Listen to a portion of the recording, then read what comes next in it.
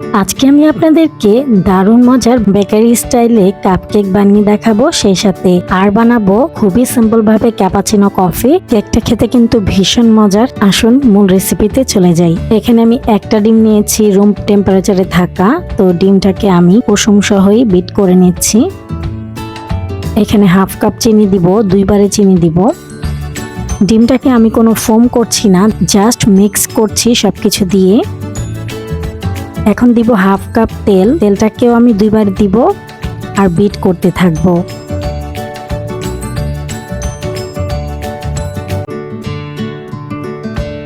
এখন দিচ্ছি 1 চা চামচ ভ্যানিলা এসেন্স। এই তো সবকিছু দিয়ে কিন্তু আমার বিট করা হয়ে গেছে। এখন শুকনো উপকরণ দিব। একটা স্ট্যান্ডারে আমি হাফ কাপ ময়দা দিয়েছি আর 1 টেবিল চামচ কর্নফ্লাওয়ার দিয়েছি, 1 চা চামচ বেকিং পাউডার দিয়েছি আর একটুখানি লবণ দিয়েছি। শুকনো উপকরণগুলো আমি চেলে এখন ভালো মতো মিক্স করে নিয়েছি। সবকিছু খুব ভালো মতো মিক্স করে নিয়েছি। এখন আমি এরকম ছোট ছোট কাপের মোল্ডে ঢেলে নিচ্ছি। উপর থেকে পেস্তা আর কাঠবাদাম কুচি দিয়ে দিচ্ছি। আর কেকটাকে আমি চুলায় বেক করব। একটা বড় হাঁড়িতে নিচে স্ট্যান্ড বসিয়ে আমি কেকটা বসিয়ে দিলাম। 20 মিনিট পর আমার কেকটা কিন্তু হয়ে গেছে। আমি টুথপিক দিয়ে চেক করে নিচ্ছি, টুথপিকটা কিন্তু ক্লিন এসেছে। আর বাকি যে কেকগুলো ছিল সেটা আমি কাপের মধ্যে দিয়ে দিচ্ছি। ওটা তো কাগজের মোল্ড ছিল, ছড়িয়ে যাচ্ছিল, তাই কাপে বসিয়ে দিলাম। আর আরেকটা ডিম দিয়ে একইভাবে আমি এই কেক মোল্ডটাতে দিয়ে দিলাম। উপর থেকে কিশমিশ আর বাদাম কুচি দিয়ে ছড়িয়ে দিলাম। তারপর চুলায় বসিয়ে দিলাম আধা ঘন্টার জন্য। মাত্র 2টা ডিম দিয়ে অনেক মজার কেক বানিয়েছি, আর কেকও কিন্তু অনেকগুলো হয়েছে। আর এই যে বড় কেকটা আধা ঘন্টা পর হয়ে গিয়েছিল, ঠান্ডা হওয়ার পর এখন কেটে নিব।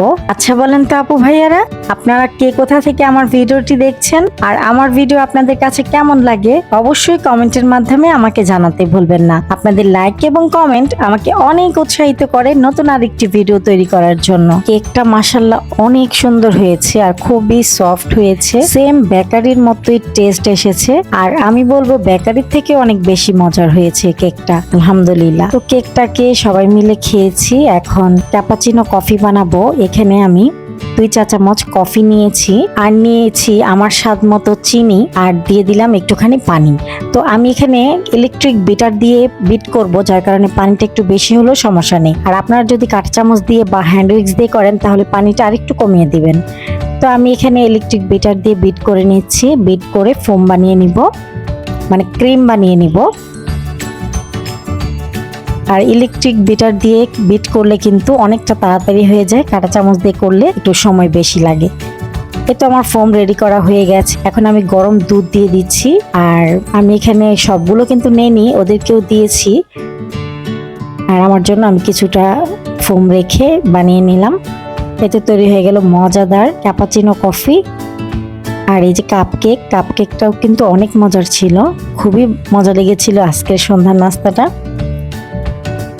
আর লাস্টে যে 3টা কেক দিয়েছিলাম, এই যে দেখেন কত সুন্দর হয়েছে। কালারটাও কিন্তু মাশাআল্লাহ খুব ভালো এসেছে। ভিডিওটি ভালো লাগলে প্লিজ একটি লাইক দিবেন। ভিডিও সংক্রান্ত কোনো মতামত থাকলে কমেন্টের মাধ্যমে জানাতে পারেন। আজকের মতো ভিডিওটি এ পর্যন্তই।